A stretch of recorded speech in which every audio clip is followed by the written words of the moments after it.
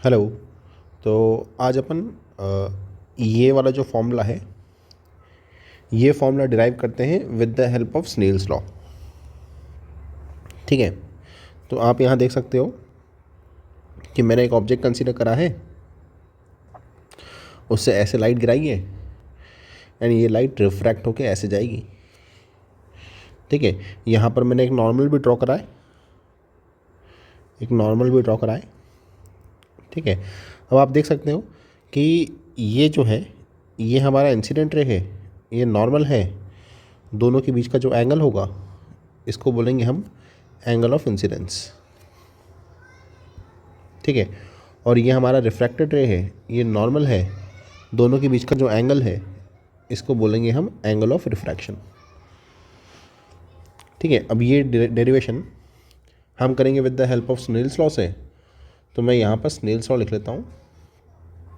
ठीक है, Snell's law बोलता है कि μ1 into sine I,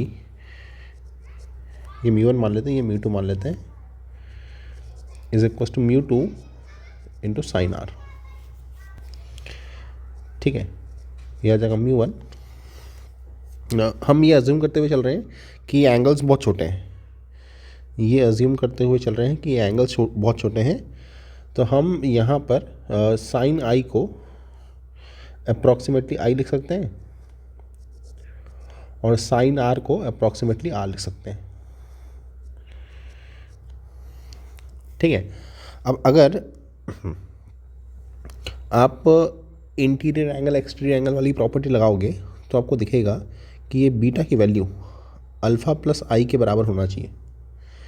exterior angle is equal to sum of interior opposite angles. तो बीटा की वैल्यू अल्फ़ा प्लस आई के बराबर होना चाहिए।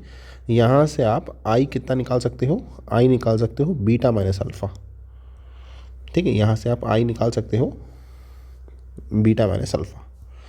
ठीक है, तो मैं यहाँ पर इस आई के बदले में बीटा माइनस अल्फ़ा पुट कर रहा हूँ। ठीक है, सिमिलरली हम यहाँ पर आर भी निकालेंगे। ठीक है, अगर मैं यहाँ पर एक लाइन ऐसे ड्रॉ कर लूँ,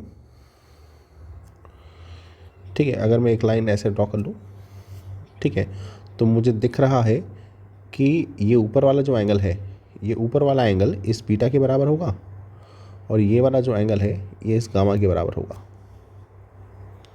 ठीक है, या फिर आप डायरेक्टली इस ट्राइंगल को देख सकते हो। इस ट्राइंगल के लिए ये एक्सटर्नल एंगल है, ये इन दोनों एंगल के सम के बराबर होगा। ठीक है, तो आप आर को रिप्लेस कर सकते हो बीटा प्लस गामा से। यहाँ पर मैं आर को रिप्लेस कर रहा हूँ बीटा प्लस गामा से। ठीक है, अब यहाँ पर मैं बीटा और अल्फ़ा के बदले में टेन बीटा की वैल्यू पुट कर दूंगा। एंगल छोटे हैं तो बीटा को आप टेन बीटा बोल सकते हो। ठीक है, अब यहाँ पर ये वाली हाइट हम h मान लेते हैं। ठीक है, इस वाली लेंथ को है ना हम बोलेंगे ऑब्जेक्ट डिस्टेंस माइनस यू, इसको हम बोलेंगे इमेज डिस्टेंस प्लस का v, और इसको हम बोलेंगे रेडियस ऑफ कर्वेचर माइनस का r। ठीक है, अब हम यहाँ पर इस बीटा को रिप्लेस कर सकते हैं h अपॉन माइनस आर से।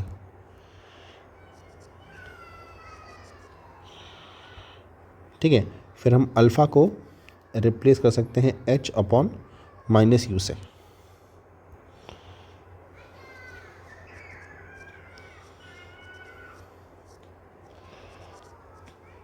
ना, यहाँ पर बीटा को वापस से रिप्लेस कर देंगे हम।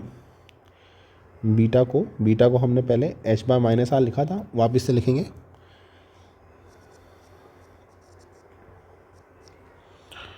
ना, एंड गामा को हम रिप्लेस कर देंगे h अपॉन प्लस वी से।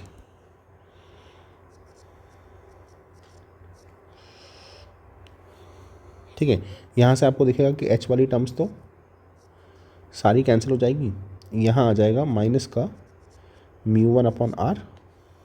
ठीक है, और माइनस माइनस प्लस होने के बाद म्यू वन अपॉन यू, वहाँ पर माइनस का mu two upon R plus mu two by B. ठीक है, आप इस टर्म को वहाँ पहुँचा दो और इसको यहाँ पहुँचा दो, तो वहाँ पर बचेगा म्यू टू बाई बी, ये टर्म वहाँ जाएगी तो माइनस का म्यू वन अपॉन यू, यहाँ पर लेफ्ट साइड में एक तो ये टर्म बचेगी और ये टर्म वहाँ आके पॉजिटिव हो जाएगी, तो प्लस का mu two by R minus का म्यू वन अपॉन आर। अब यहाँ से आपको वो फॉर्मूला आता हुआ दिखाई देगा, mu two by V minus mu one by U is equals to mu two minus mu one upon are.